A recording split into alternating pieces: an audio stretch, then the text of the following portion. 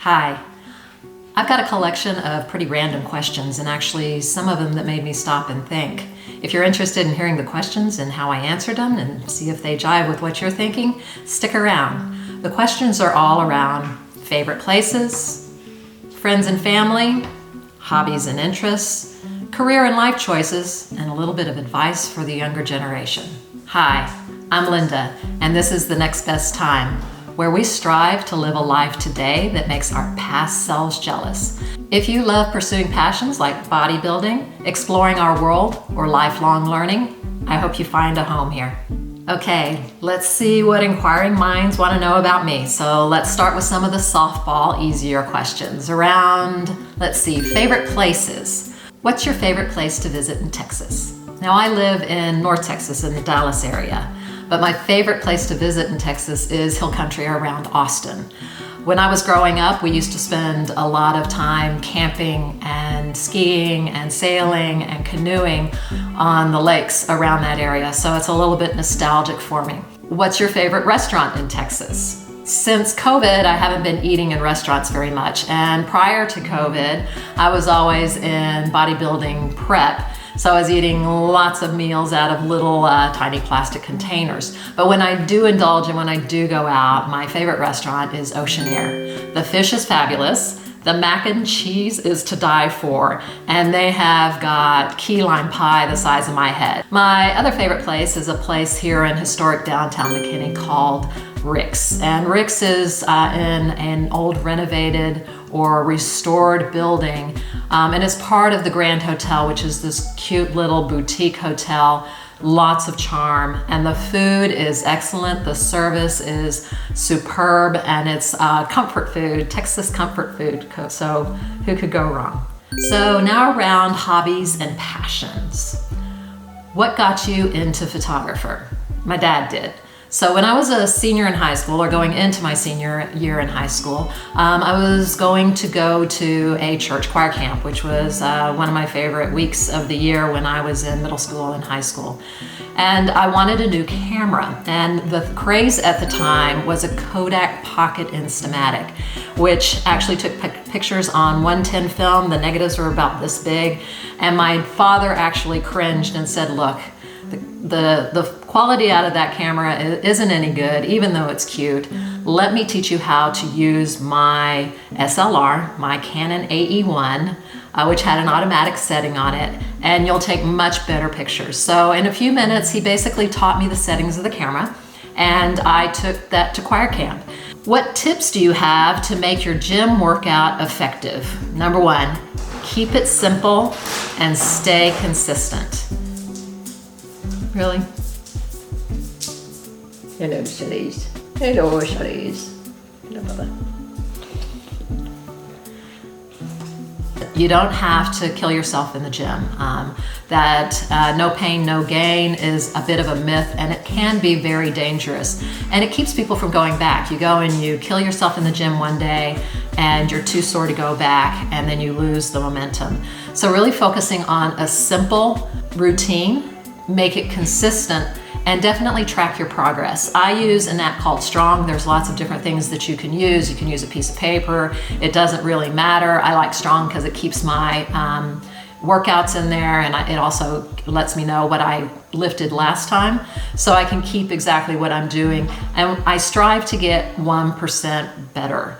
So even if I just go a little bit heavier on that last set, or if I add another rep, or I add another set, I'm just trying to get 1% better. I'm not trying to kill myself in the gym. And I think that allows you to be more efficient and more effective and have a longer lifetime actually working out in the gym. Friends and family. So the next question is a couple of questions combined. So what does friendship look like to you? Do you stay in touch with friends from back in the day, or is it mostly family? And then as you grow, do you find your friends grow, or do you find that you have to find new friends as you grow? As I mentioned before, I am a bit of an introvert, not completely, but I do have some introversion. And one of those things that I do have that is an introvert characteristic is I do only have a few close friends. And what friendship means to me are those few people that can challenge me to grow. I do have other friends that don't buy into that challenge as we go, and those are nice acquaintances, and I enjoy spending time with them, and they're great to get to know. Now, do friends change over time? Absolutely. So as I grow and as I change, I find that my friends shift. I kind of, as I work through life, I find myself being a little bit of a different person as I grow and evolve. Also, I have different experiences, different places where I work, different passions, and I surround myself with people that have those same passions. So what's interesting is right about the time we all hit, about our 50s, maybe a little bit later, old friends back from high school and college started to see that we were empty nesters, and suddenly we had a little bit more time on our hands, I guess. And there was this big flux of reaching out. So people back from high school and college, all of a sudden were wanting to reconnect, were wanting to relive the glory days and talk about things. And I have actually rekindled some friendships from those times, because you never have those same friends that you had those growing up experiences with. How do you feel about having one child or more? So I have one daughter, and when I had my daughter, my plan was to have 3 kids. That was my desire. But when my daughter was 2, I divorced her father, so I never remarried until much, much later, and so I never did. So I ended up with 1, and in retrospect, it was a good thing I only had 1, because it could have been more challenging to have more kids raising them as a single mom. Now, had I had more, I would have figured it out, but having 1 was fine. And by the time she was about, I would say 4, the desire to have more kids really kind of faded. And I was very happy and fortunate to have the wonderful daughter that I have now. Let's see, life and career choices. What calls you to do this work? So what calls me to do this work, and what this work is starting this YouTube channel. And it really is around creativity and freedom. The creativity part, there's always been a part of me. So early in life, you'll see a theme here, I change a lot. I've studied music and architecture and photography. And when I found myself a single mother, I went back and got a business degree and entered into corporate America. I don't think that creative part of me ever dies or subsides. It's always trying to sneak into everything that I do. But this is really where I have the opportunity to be much more creative, to have the freedom to pursue some things that I really want to do from a creative standpoint. How do you decide which risks to take and when? So a risk would imply it could have a downside.